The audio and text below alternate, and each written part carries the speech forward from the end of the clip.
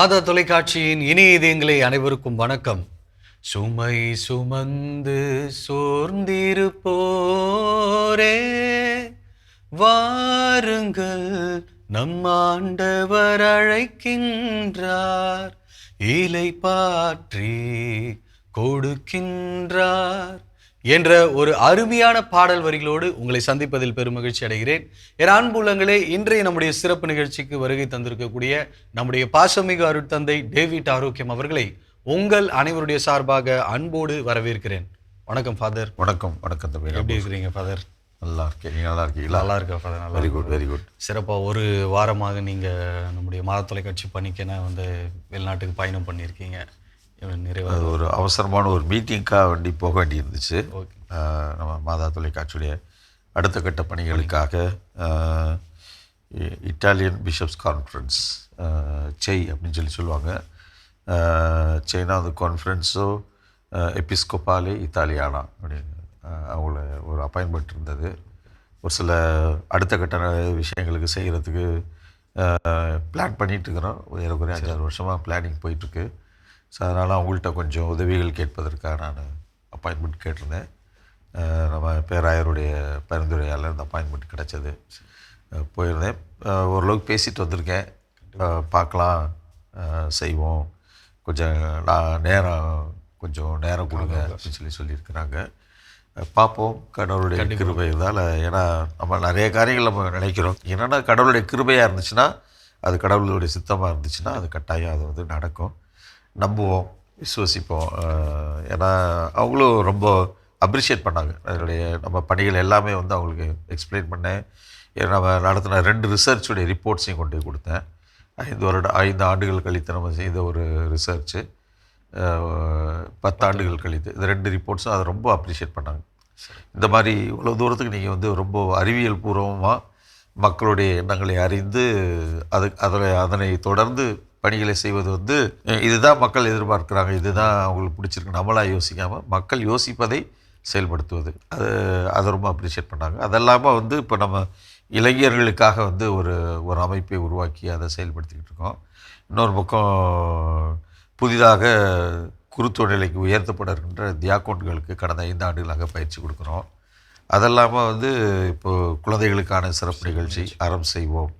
இன்னொரு பக்கம் குடும்பத்தில் இருக்கக்கூடிய பிரச்சனைகளுக்கான அதில் எவ்வாறு அணுகுவது, மனித வாழ்வுடைய மேன்மை குறித்து விளக்குவது தான் உறவுகள் மேம்பட. இந்த 2 நிகழ்ச்சிகளை குறித்து அவங்க அதையும் நான் அவங்கள்ட்ட சொன்னேன். அவங்க ரொம்ப அதாவது வெறுமனே நமது மறையை சார்ந்த விளக்கங்கள் மட்டுமல்லாமல், விவிலியத்தை சார்ந்த விளக்கங்கள் மட்டுமல்லாமல், இந்த உலக வாழ்க்கைக்கு தேவையான காரியங்களை புரிதல், உறவுகளை மேம்படுத்துதல், குழந்தைகளை பேணுதல், குழந்தைகளை புரிந்து கொள்ளுதல், அவர்களுக்குரிய விதத்தில் எவ்வாறு புரிந்து அவர்களை வளர்ப்பது, இவைகளெல்லாம் நாம் சேர்த்து செயல்படுத்துவது, நிகழ்ச்சிகளாக கொடுப்பது. அதனுடைய அடிப்படையில் தான் அடுத்த கட்ட பணிகளை செய்வதற்காக, மக்களை நேரடியாக அவர்களுக்கு பயிற்சிகளை அளிப்பதற்காக அவர்களை வரவழைத்து அவர்களுக்கான இந்த சோஷியோ ஸ்பிரிச்சுவல் சொல்லுவாங்க, சமூகம் சார்ந்த ஆன்மீகம், சமூக ஆன்மீகம், இறை ஆன்மீகம் ஒன்று இருக்குது,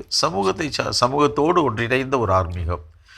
இப்போ கடவுள் இறையாட்சியுடைய விழுமியங்கள் சொல்கிறாரு, அன்பு சொல்கிறாரு, மன்னிக்கிறதுன்னு சொல்கிறாரு, தியாகம் சொல்கிறாரு, விட்டு கொடுப்பது சொல்கிறாரு, ஏற்றுக்கொள், இதெல்லாம் அது ஒரு கடவுளோடு சார்ந்த ஒரு இறையியல் என்று பார்த்தாலும் அது சமூகத்தை, மனிதனையை தான் நம்ம அன்பு செய்ய, கடவுளை நான் அன்பு செய்யணும்னா முதல்ல மனிதனையும் எனக்கு அன்பு செய்ய தெரியணும், மனிதனையும் மன்னிக்க தெரியணும். அப்போ தான் நான் கடவுளுடைய அன்புக்கு பாத்திரமாக இருக்க முடியும். அப்போ இது எப்படி இந்த சோஷியோ ஸ்பிரிச்சுவாலிட்டி, சமூக ஆன்மீக துறையை எவ்வாறு, அதுக்கு வெறும் நம்ம டாக்ஸ் மட்டும் கொடுத்தா பார்த்தாது, அதற்கான பல்வேறு பயிற்சிகளை நாம் மக்களுக்கு தர வேண்டும். ஸோ அதற்கு ஒரு நிலையத்தை உருவாக்குவது தான் அடுத்த கட்ட நடவடிக்கையாக இருக்குது. ஸோ அதற்காக தான் அவங்களை சந்திக்க போனேன். நம்புகிறேன், விசுவசிக்கிறேன், கண்டிப்பாக கடவுளுடைய சித்தமாக இது இருக்கணும்.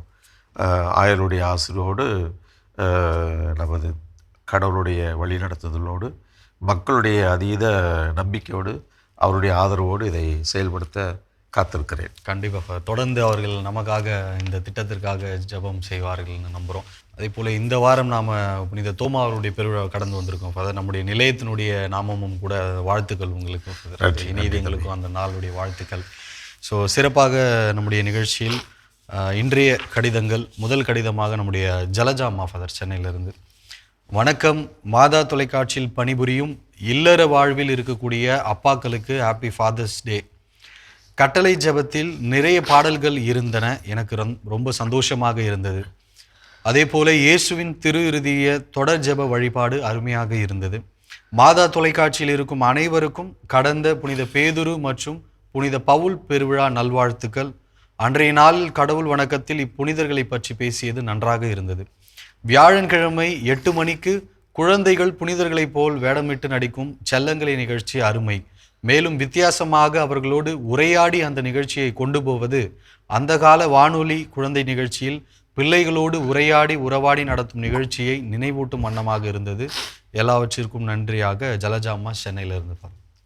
ஜலஜாமா பற்றி அவர்கள் எல்லாரும் தெரியும். அவங்க பார்க்க இயலாத தன்மையுடையவர்கள். ஆனால் நம்ம எளிதாக பார்த்து ரசிக்கக்கூடியவர்கள் ரசிப்பதை விட அதிகமாக மாதா தொலைக்காட்சியை பார்த்து ரசிக்கிறேன் அப்படின்னு சொல்லுகின்ற ஒரு அற்புதமான ஒரு தாயார். அதே மாதிரி தூத்துக்குடியில் ரமேஷ்னு ஒருத்தர் இருக்கிறார். இவர்கள் இருவரும் எப்போதுமே மாதா தொலைக்காட்சியோடு தொடர்பில் இருக்கிறாங்க, கடிதங்கள் எழுதுகிறாங்க, நிகழ்ச்சிகளை குறித்து நம்மள்கிட்ட பேசுகிறாங்க. நாங்கள் நிகழ்ச்சிகளை பார்க்கிறோம் என்று சொல்கிறார்கள். அதனால் எவ்வளோ பாருங்களேன், இப்போ மாதா தொலைக்காட்சி எல்லாருக்குமான ஒரு தொலைக்காட்சி என்பதில் கொஞ்சம் கூட நம்மளுக்கு சந்தேகமே இல்லை.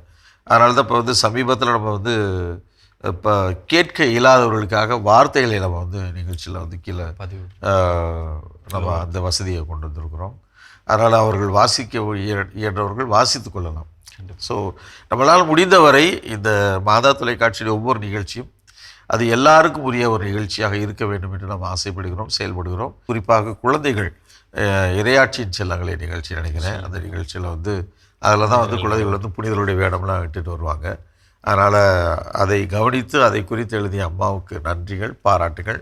தொடர்ந்து எழுதுங்கம்மா, நாங்களும் உங்களுக்கு ஜெபிக்கிறோம். கடவுளின் ஆசிரியர்களும் உள்ளோடு. நன்றி ஃபாதர். அதே போல் நம்முடைய ஜோசப் பெப்பின் வழக்கம் போல் தேன்கனி கோட்டை பங்கிலிருந்து மெயில் வழியாக ஹோசூர் பக்கத்தில் தென்கனி கோட்டை, தருமபுரி மறை மாவட்டம். அன்புள்ள சிஇஓ தந்தைக்கு வணக்கம். மாதா டிவியின் ஒவ்வொரு நிகழ்ச்சிகளும் மிகவும் பயனுள்ளதாக இருக்கிறது. 26/6/2026 கடவுள் வணக்கம் நிகழ்ச்சியில் கதைகள் 1000 நிகழ்ச்சியில் அருள் தந்தை சேவியர் அந்தோனி சேசா அவர்கள் கணவன் மனைவியரை பற்றிய நிகழ்வுகளை சுவைபட கூறினார். குறிப்பாக எல்லை தாண்டிய பயங்கரவாதம் என்பதற்கு கணவன் மனைவிக்கு கொடுக்கும் விளக்கம் அருமை. தந்தை அவர்கள் சிரிக்க சிந்திக்க வைப்பதில் கில்லாடி. தவறை தொடர்ந்து செய்வதால் வரும் விளைவுகளை பற்றி அருமையாக கல்பனாவும் தமிழ்ஜோவும் தொகுத்து வழங்கினார்கள். நலம் தரும் மருத்துவம் பகுதி அருமையான முயற்சி. இன்று மெரிடியன் மருத்துவமனை மருத்துவர் டாக்டர் ராகவி சந்தோஷ் அவர்கள் குழந்தைகளின் வயிறு வலி சம்பந்தப்பட்ட ஆலோசனைகள் வழங்கினார்கள். மிகவும் பயனுள்ளதாக இருந்தது. மாதா டிவியின் புனித தோமையார் சிற்றாலயத்தில் நடக்கும் ஆராதனையில் பாடப்படும் பாடல்கள் எல்லோருக்கும் தெரிந்த பாடல்களாக இருக்கும், மனதிற்கு இதமாக இருக்கும். இன்றைய ஆராதனையிலும் பாடப்பட்ட இயேசுவே என்னுடன் நீ பேசு, என் கூடவே இரும் ஓ இயேசுவே, இயேசுவே நீர் தொட்டால் போதும் போன்ற பாடல்கள் சேர்ந்து பாடுவதற்கு உதவியாக இருந்தது. நிகழ்ச்சிகளை தயாரிக்கின்ற தயாரிப்பாளர்களையும் தொகுப்பாளர்கள் ஒவ்வொருவருக்கும் எங்களுடைய மனமார்ந்த நன்றி. தந்தையே, நாங்கள் உங்களுக்காக ஜெபிக்கிறோம், நீங்கள் எங்களுக்காக ஜெபியுங்கள். மாதா டிவியில் பணிபுரியும் அனைத்து பணியாளர்களுக்கும் எங்களுடைய வாழ்த்துக்களும் ஜெபங்களும். இப்படிக்கு உங்களுடைய ஆசிரை வேண்டி நிற்கும் பே ஜோசப் பெப்பின், தேன்கனி கோட்டை பங்கு. ரொம்ப ரொம்ப சந்தோஷம் திருவாளர் ஜோசப் பெப்பின் அவர்களுக்கு எனது பாராட்டுகள். அடிக்கடி கடிதம் எழுதுறீங்க. தென்கனி கோட்டை நம்ம தருமபுரி மறை மாவட்டத்தை சார்ந்த ஒரு அற்புதமான ஒரு கிராமத்து பங்கு, இல்லை ஒரு நகர்ன்னு சொல்ல முடியாது, ஒரு சின்ன ஒரு ஊர். அந்த ஊர் ரொம்ப ஃபேமஸான ஊர். அந்த ஏரியாவில் நிறைய விவசாயிகள், நிறைய அந்த வெளிநாட்டுக்கு ஏற்றுமதி செய்யப்படக்கூடிய பூ விவசாயம், காய்கறிகள், இது மாதிரி நிறைய விவசாயம் நிறைந்த ஒரு பகுதி, பசுமையான ஒரு பகுதி. அதனால் ரொம்ப அழகான கடிதம். தொடர்ச்சியாக இந்த நிகழ்ச்சிகளை குறித்து உங்களுடைய அனுபவங்களை குறித்து நீங்கள் எழுதுவது எங்களுக்கு ரொம்ப ரொம்ப மகிழ்ச்சி. தொடர்ச்சி எழுதுங்க, நாங்கள் உங்களுக்கு ஜெபிக்கிறோம். கடவுளின் ஆசிரியர்னாலும் உங்களோடு. தேங்க்யூ ஃபாதர், நன்றி.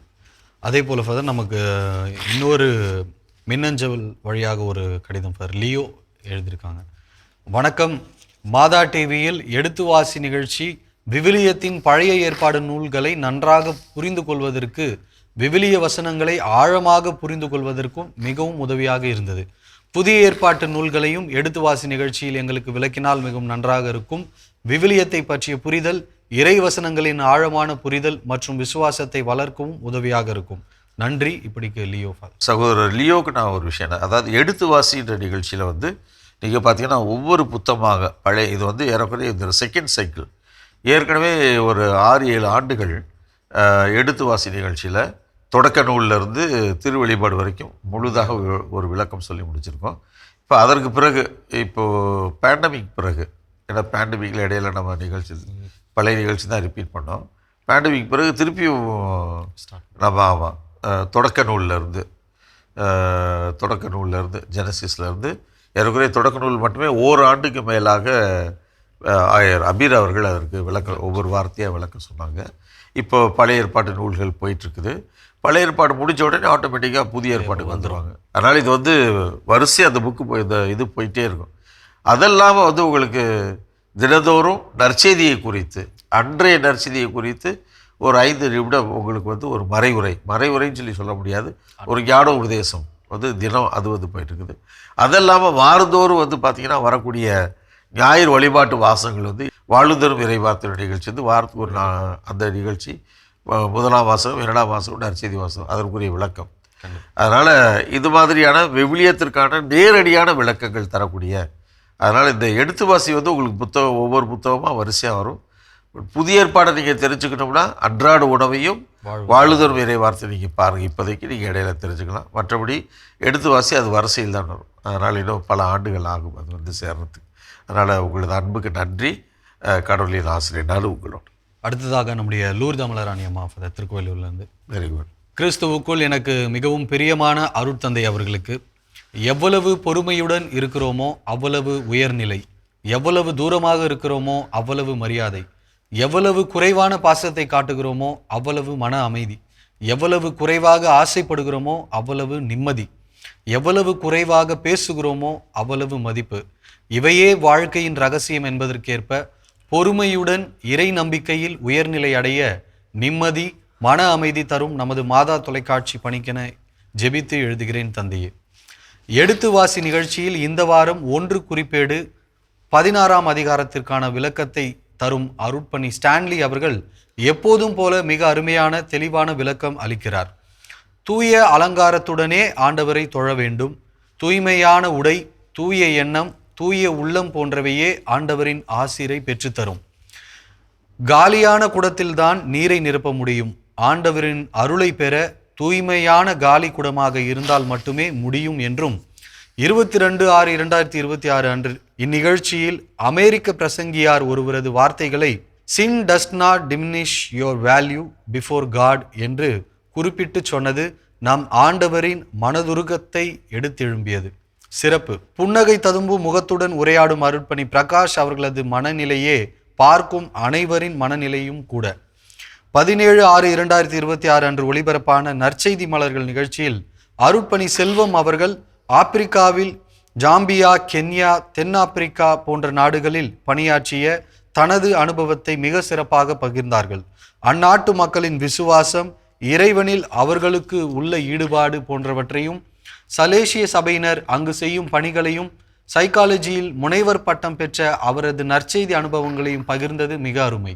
டொன்போஸ்கோவின் சலேசிய சபையின் குருக்கள் monk are not monk, always with Don Bosco என்ற கூற்றின்படி நடக்க வேண்டும் என்றும், தமிழ்நாட்டு மறைமாவட்டங்கள், பிற நாடுகள் மற்றும் பிற மாநிலங்களுக்குள்ள மறைப்பணியாளர்களுக்கு பொருளாதார உதவி செய்யவும், கத்தோலிக்க திருச்சபையில் உள்ளவர்கள் பிற சபைக்கு மாறுவதை தவிர்க்கவும் ஜெபிக்க சொன்னதும் காலத்தின் கட்டாயமாக உணர்கிறேன். இந்த வாரம் அறம்செய் பகுதியில் கோபத்தை கையாள்வது எப்படி என்ற தலைப்புடன் வளரும் குழந்தைகளின் மனநிலையை பற்றிய பகிர்வுகள் சிறப்பாக ஆரம்பிக்கப்பட்டு உள்ளது. வரவேற்க வேண்டிய ஒன்று. மனதில் ஏற்படும் கோபம், ஏமாற்றம், தோல்வி போன்ற பல நிலைகளை கையாள தடுமாறும் இன்றைய வயதினர், இளம் சிறார்களுக்கு இது போன்ற பகிர்வுகள் சிறப்பாக உதவும் என்பதில் ஐயமில்லை. 22/6/2026 அன்று ஒளிபரப்பான புத்தகம் பேசுகிறது பகுதியில் சகோதரி மரிய அமலி எழுதிய துருவ நட்சத்திரங்கள் என்ற புத்தகம் பற்றிய பகிர்வு சிறப்பாக இருந்தது. நாளைய சமுதாயம் இன்றைய மாணவ செல்வங்கள் கையில் உள்ளது என்பது தனது 15 சிறுகதைகள் வாயிலாக சாதிய பாகுபாட்டை எதிர்த்தல், கண் உறுப்பு தானம் மற்றும் கிறிஸ்துமஸ் கொண்டாட்டம் பற்றிய பாப்பாசாமி போன்ற கதை மூலம் ஆசிரியர்கள் சொல்லி இருப்பது சிறப்பு. இன்னும் பலவற்றை தொடர்ந்து பகிர ஆசித்து ஜபத்துடன் ஆலூர் அமலராணி, திருக்கோயிலூர். ரொம்ப ரொம்ப நன்றிங்கக்கா, ரொம்ப சிறப்பாக இருந்தது. அதாவது சப்ஜெக்ட் விட்டு எங்கேயும் போகவே இல்லை. ஆனால் உங்களுடைய ஓப்பனிங் அது வந்து எப்படி நீங்கள் எழுதுறீங்க அதெல்லாம் வந்து சேர்த்து போட்டு ஒரு புத்தகமாக போட்டுடலாம். வாழ்க்கைக்கு தேவையான சிந்தனைகள் அப்படின்னு கூட ஒரு புத்தகமாக கூட போடலாம். அதை யோசிங்க. நீங்கள் ஓப்பனிங்கு மாதா தொலைக்காட்சி எழுதுகிற அத்தனை அந்த பகுதிகளையும் நீங்கள் ஒரு சிந்தனைக்கு ஆழ்ந்த சிறப்பான சிந்தனைக்கு ஏதாவது ஒரு டாபிக் யோசிக்கலாம். ஏன்னா குறைவாக வாழ்க்கையில் பேசுகிறது எவ்வளவு சிறப்பான ஒரு விஷயம். இப்போ சமீபத்தில் ஒரு நல்ல மனிதர், எல்லாருக்கும் தெரியுது, ஒரு நல்ல மனிதர், அவர் சொன்னார், அதாவது வாழ்க்கையில் வந்து நம்ம பிடிக்காதவங்களுக்கு நம்ம என்ன பேசினாலும் பிடிக்காது, நம்மளுக்கு பிடிச்சவங்களுக்காக வந்து நம்ம பிடிச்சவங்க தானே எப்படி சொல்லிட்டு நம்ம வாய்க்கு வந்ததெல்லாம் பேசணும், அது முட்டாள்தனம் அப்படின்னு சொல்கிற மாதிரி.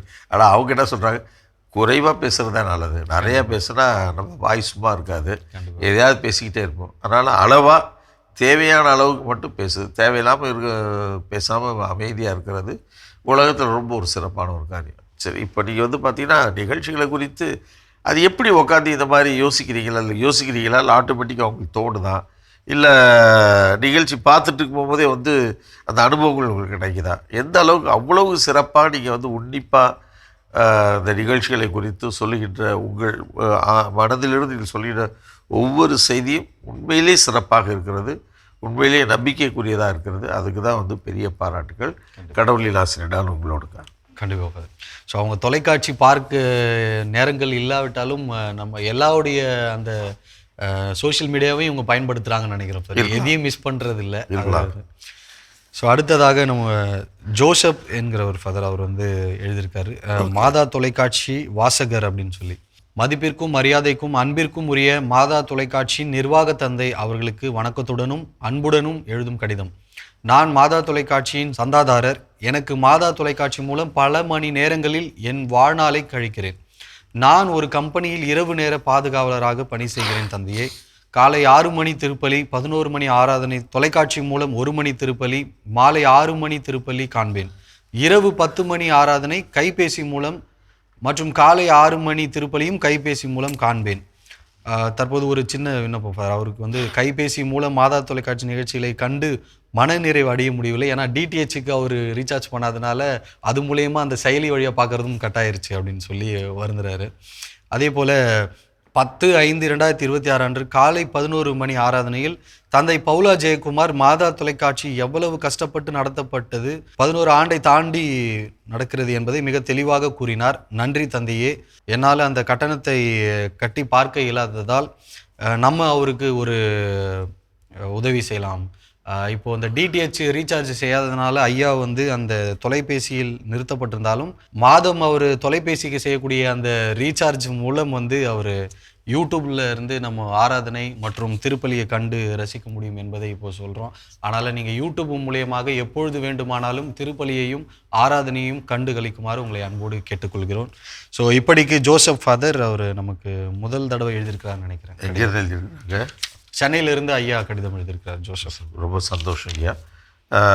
நீங்கள் ஒரு அலுவலகத்தில் மெய்காப்பாளராக நீங்கள் பணி செய்தாலும், இரவு நேரத்தில் பணி செய்தாலும், பகல் நேரத்தில் இவ்வளோ நிகழ்ச்சி நீங்கள் பார்க்கறது உண்மையிலே சந்தோஷமாக இருக்குது. அந்தளவுக்கு மாதா தொலைக்காட்சி உங்களுக்கு நெருக்கமாக ஒரு துணையாக இருப்பதை நினைக்கின்ற பொழுது ரொம்ப சந்தோஷம். அதுவும் நீங்கள் அலைபேசியில் நற்கொரை ஆராதனை, திருப்பலி போன்ற நிகழ்ச்சிகளை பார்க்குறீங்க, ரொம்ப ரொம்ப பாராட்டுக்குரிய ஒரு செய்தி.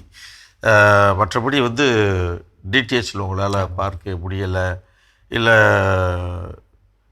அது வந்து என்ன செய்யணும், ஓகே நீங்கள் உங்களுடைய அலைபேசி வழியாக கையில் இருக்கிற கைபேசி வழியாக பார்ப்பதே, ஏன்னா அதுக்கு வந்து ஃபுல் ஹெச்டியில் தான் நம்ம வந்து கொடுக்குறோம், லைன் கொடுக்குறோம். அது உங்களுக்கு சரியாக வருதுன்னு நினைக்கிறேன். கண்டிப்பாக வரும். ஆமாம், நீங்கள் அதை முயற்சி செய்யுங்க.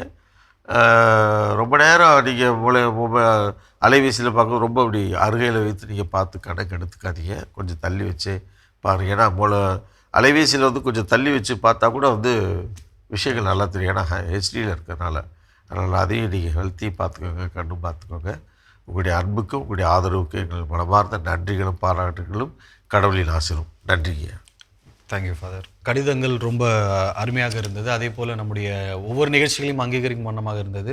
அதே போல் இன்றைக்கு சிறப்பாக வந்து ஃபாதர் பெருஞ்சுமை சுமந்து சுதந்திருப்பவர்களே எல்லோரும் என்னிடம் வாருங்கன்ற ஒரு அருமையான இறைவார்த்தை. இப்போது நான் வந்து உங்களுடைய டிபி பார்த்தோம்னா ஒரு ஒரு அருமையான ஒரு இளமை வயதில் இருக்கக்கூடிய ஃபாதர் அப்படி ரொம்ப வருஷமாக வச்சுருக்கேன். ஸ்டெப்ஸில் உட்காந்துருக்கிற மாதிரி ஒரு அருமையானது இருக்கும். அதிலிருந்து இப்போ பார்த்தோம்னா ஃபாதர், இந்த இத்தனை ஆண்டு காலமாக நீங்கள் சாந்தோம் கலை தொடர்பு நிலையத்திலேருந்து மாதா தொலைக்காட்சி வரை இப்போ வரைக்கும் வளர்ச்சி பணிக்காக ஓடிக்கிட்டே இருக்கிறீங்க.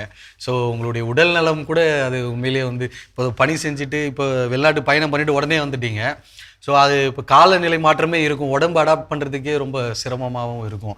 ஸோ இப்போ இதிலேருந்து என்ன கேட்குறோம் அப்படின்னா, அந்த இளமை பருவம்ல அந்த ஃபோட்டோ இப்போ நாங்கள் இது ரெண்டுத்தையும் கம்பேர் பண்ணும்போது இத்தனை ஆண்டு காலமாக இன்னும் நிறைய சாதிக்க வேண்டியது இருக்கே, இன்னும் இந்த இளமை தேவைப்படுமோ உங்களுக்கு அப்படின்றது கூட. இளமை எனக்கு வேண்டாம், வேலை செய்யக்கூடிய உடம்பு இருந்தால் எனக்கு பலம். அதுக்காக நம்ம இளமையாக இருக்கணும்னு தேவையில்லை. அது ஒரு 1996 எடுக்கப்பட்ட ஒரு படம். அது வந்து அமெரிக்காவுக்கு எங்களுடைய பேராயர் ஆரோக்கியசாமி ஆண்டவரோடு நான் அமெரிக்காவுக்கு போயிருக்கும்போது நாங்கள் எடுத்த படம். அது 1996. இப்போ வந்து 2026 இல்லைங்களா? அப்போது எத்தனை வருஷம் ஆச்சு? 29-30 வருஷத்துக்கிட்ட 30 வருஷம். 96, 2006, 2014, 2026, 30 வருஷங்களுக்கு முன்னாடி எடுக்கப்பட்ட ஒரு படம். அது வந்து அஃப்கோர்ஸ் அது அப்போ இருக்கும்போது அப்போது பார்க்குறதுக்கு ஒரு இளமையாக இருந்திருப்போம். இப்போது நான் ஒன்றும் ரொம்ப கிழவனாக தான் இருக்கிறீங்க. கண்டிப்பாக கிழவனாக இருந்தாலே அதை பற்றி ஒன்றும் நம்மளுக்கு இதில் நம்மளுக்கு வந்து நம்ம உடம்பு சொல்கிற பக்கம் ஓடணும், ஒடியாரணும். இப்போ ஆக்சுவலாக இன்றைக்கி வந்து பார்த்திங்கன்னா நான் எனக்குரிய 10 மணி நேரம் பயணம், 8 மணி நேரம் காத்திருப்பு ஏர்போர்ட்டில் துபாயில், எனக்குரிய 16 மணி நேரம் பிரயாணத்துக்கு பிறகு நேற்று இரவு தான் நான் வந்தேன். 8:30 இங்கே வந்து சேரும்போது 10:30 மணி ஆயிடுச்சு. காலையில் 5 மணிக்கு எந்திரிச்சு மற்ற வேலையெல்லாம் ரெடி பண்ணிவிட்டு ஷூட்டிங் படித்தாச்சு. அடுத்த இன்றைக்கி இது இருக்குது, அடரேஷன் இருக்குது, அப்புறம் திருப்பலி இருக்குது. செய்வோம், முடிஞ்ச வரைக்கும் செய்வோம். உடம்பு அதாவது நம்ம உடம்பு வந்து நம்ம சொல்கிறத கேட்கணும். நம்ம சொல்கிறது கேட்காத வரைக்கும் இந்த உடம்பு வந்து நம்ம வச்சுருந்தேன் என்ன செய்ய. சரி, டயர்டாக இருக்குது, இருந்தாலும் இப்படிப்பட்ட காரியங்களை செய்ய வேண்டி இருக்கிறதுன்னு சொன்னால் அதற்கான ஒத்துழைப்பு இந்த உடம்பு நம்மளுக்கு கொடுக்கணும். அது நம்ம மனசு சொல்லுது டயர்டாக இருக்குது, உடம்பு என்ன சொல்லுது டயர்டாக இருக்குதுன்னு சொல்லுது. மனசு என்ன சொல்லுது, இல்லைப்பா இது செய்ய வேண்டிய காரியம் இருக்குது, அதை செய்ய, அப்புறமே லைட்டு தூக்கிக்கலாம், ஒன்றும் பிரச்சனை இல்லை. ஒரு நாளுக்கு வந்து டயர்டாக இருந்து நம்ம வேலை செய்கிறதுனால ஒன்றும் தப்பு இல்லை. ஏன்னா நம்ம வாழ்க்கையில் அந்த மாதிரி தான் நம்ம பெற்றோரை பார்க்குறோம், நம்ம உடன் பிறந்தவர்களை பார்க்குறோம். அவங்களும் இதே மாதிரி தான் எல்லோரும் உழைக்கிறாங்க. நம்ம பெற்றோரில் அந்த காலத்தில் அவ்வளோ தூரத்துக்கு வேலை செஞ்சுருக்குறாங்க, இரவு பகல் பார்க்காம வேலை செஞ்சுருக்குறாங்க. இப்போ இவர் நம்ம ஐயா கடிதம் எழுதியிருக்கிறார், ஜோசப் ஐயா. அவர் வந்து இரவு பணி செய்யும் போது ஃபுல்லாக மாதா தொலைக்காட்சி பார்க்குறாரு, தூங்காமல் இருந்திருப்பார், பகல்லையும் பார்க்குறாரு. அப்போ அந்த அளவுக்கு ஒவ்வொருத்தரும் அந்த உழைப்பை தாண்டிய அர்ப்பணிப்பு அப்படின்னு பார்க்கும்போது இது எல்லாருக்குமாக உகந்தது தான். அதில் இதில் பெருசாக நம்ம தியாகம் செய்கிறோம் அப்படிலாம் தியாகம்லாம் ஒன்றும் கிடையாது. வந்து செய்ய வேண்டிய காரியம் இருக்கிறது, அதை நாம் தான் செய்யணும்னா அதை நாம் செய்தாக வேண்டும். அதில் வந்து தள்ளி போடுவதனால் எந்த பிரயோஜனம் இல்லை. அப்போ நான் இன்னொருத்தவங்களுக்காக தானே அதை செய்கிறேன். மற்றவர்களுக்கு அது மகிழ்ச்சி தருன்னு சொன்னால் நம்மளுடைய மகிழ்ச்சிக்கு நம்ம பெற்றோர்கள் கஷ்டப்பட்டாங்க, இன்றைக்கு மற்றவர்களுக்கு நம்ம அதை செய்து தான் ஆகணும். அதனால் அதோட பெரிய பிரச்சனையை நான் பார்க்கவில்லை. அதனால் தொடர்ந்து நம்ம மாதா தொலைக்காட்சி ஒவ்வொரு பணிகளும் இருக்குது, எல்லோரும் இதில் செயல்படுறோம். அப்போ அனைவருக்குமாக நாம் செய்கின்ற செயல்பாடுகள் மக்களுக்கு அது வந்து பயனுள்ளதாக இருக்குது, அவர்களுக்கு மகிழ்ச்சியை தருகிறது, நிறைவை தருதுன்னு சொல்ல போகும்போது அது உண்மையிலே பெரிய மகிழ்ச்சி தான், பெரிய நிறைவு தான். சிறப்பு ஃபாதர். ஸோ இன்றைக்கு வந்து எவ்வளோ சுமைகள் இருந்தாலும் உள்ளத்தை வந்து இளமையாக வச்சிக்கினா எல்லாம் சிறப்பாக இருக்கும்னு ஒரு அருமையான அவ்வளோதான். உள்ள எப்பொழுதுமே இளமையாக இருக்கணும். உடம்பு வந்து வயசாகிட்டே போகலாம், அதை பற்றி நமக்கு பிரச்சனையே இல்லை. எவ்வளோ வயதானவர்களாக 90 வயசு. இப்போ பார்த்தீங்கன்னா ஃபார் லெக்ரான் அப்படின்ட்டு இருக்கார் லூசியான், அவருக்கு வந்து 100 வயசு. இந்த வருஷத்தோட 100 வயசு அவருக்கு நடக்குது, 100 வயசு. அவர் வந்து ஃப்ரெஞ்சு நாட்டை சார்ந்தவர். Saint Peter's, Bangalore Saint Peter's எனக்குரிய 70 ஆண்டுகளாக ஸ்கிரிப்சர் நடத்திட்டு இருக்கிறாரு. தமிழ் விவிலியத்தினுடைய 1970களில் நடந்த மொழிபெயர்ப்பு, 94 நடந்த மொழிபெயர்ப்பில் வந்து முழுமையாக ஈடுபட்டவர். அவர் தமிழ் மொழியில் MA படிச்சிருக்கிறாரு. விவிலியத்தில் வந்து பெரிய அறிஞர் அவர் வந்து. இன்றைக்கும் 6 மாதத்திற்கு ஒரு முறை பாரிஸ்லேருந்து இந்தியாவுக்கு ஃப்ளை பண்ணி வந்து இங்கே 6 மாதம் பாடம் எடுத்துகிட்டு போகிறார். அவருக்கு 100 வயசு. சிறப்பு. அவராக ஃப்ளைட்டில் வராரு, போகிறாரு, எல்லாம் செய்கிறாரு. அவருக்கு அவ்வளோ முடியுதுன்னு சொல்லுவோம். நம்மளுக்கு என்ன 60 வயசு தானே, ஒரு 40 வயசு நமக்கு மூத்தவர். அவருக்கு அவ்வளோ முடியும்னா அப்போ இன்னும் நம்மளுக்கு நிறைய செய்ய வேண்டிய காரியங்கள். கண்டிப்பாக தொடர்ந்து இறைவன் வழி நடத்துவார். சிறப்பாக நம்முடைய இனியங்களை ஜெபித்து நம்ம நிறைவு. இனியதைகளே, இன்ற நாளிலே மாதா தொலைக்காட்சி சாந்தோம் கலை தொடர்பு நிலையத்துடைய பாதுகாவலருடைய புனித தோமாவுடைய ஆசிரோடு அவருடைய பரிந்துரையோடு நாம் தொடர்ந்து இன்னும் செயல்பட அவருடைய ஆசிரும் பரிந்துரை உங்கள் அனைவருக்கும் நிறைவாக வந்தடைய நாங்கள் ஜெபிக்கிறோம். அதனால் மாதா தொலைக்காட்சியில் ஒவ்வொரு பணிகளையும் நினைச்சு அதற்காக ஜெபிங்க. உங்களுடைய ஆதரவுகளை நீங்கள் வந்து தாங்க. இன்னும் தொடர்ந்து நாம் எடுக்கின்ற ஒவ்வொரு முயற்சியும் கடவுளின் திருவிழமாய் அமைந்திட நீங்கள் ஜெபிக்க வேண்டும். உங்களை அன்போடு வேண்டுகிறேன். கண்களை மூடி மன்றாடுவோம். எங்கள் அன்பை உருவான இயேசு ஆண்டவரே, இந்த அற்புதமான நாளுக்காய் நன்றி கூறுகிறோம். தொடர்ந்து முது பராமரிப்பிலே, அன்பிலை, பாதுகாப்பிலே வைத்து எங்களை வழி நடத்திடலும். நாங்கள் எடுக்கின்ற ஒவ்வொரு முயற்சியும் முது திருவிழமாய் அமைந்திட நீரே எங்களுக்கு ஆசிரியை தரும்படியாய் கெஞ்சி கேட்கிறோம். எங்கள் அன்பு அன்னையே, ஆரோக்கிய தாயே, உமது பிள்ளைகள் எங்களுக்காக இது பணிகளுக்காக வேண்டிக் கொள்ளுங்களாம்மா.